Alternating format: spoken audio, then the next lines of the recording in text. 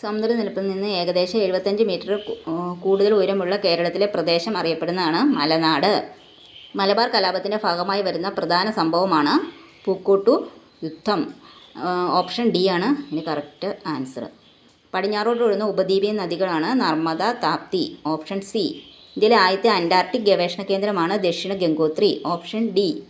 സിക്കിമിനെയും ടിബറ്റിനെയും തമ്മിൽ ബന്ധിപ്പിക്കുന്ന ചുരമാണ് നാഥുല ചുരം. Option A. ത്രികക്ഷി സൗഹാർദ്ദത്തിൽ ഉൾപ്പെടുന്ന രാജ്യങ്ങളാണ് അത് England, France, Russia. Option C.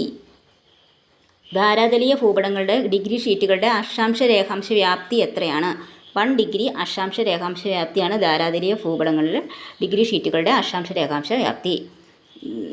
Nibandhamala എന്ന ദേശാഭിമാനബോധം തുളുമ്പുന്ന കൃതി ഏത് ഭാഷയിൽ രചിച്ചിട്ടുള്ളതാണ്? മറാത്തി ഭാഷയിലാണ് നിബന്ധമാല എന്ന കൃതി രചിച്ചിട്ടുള്ളത്.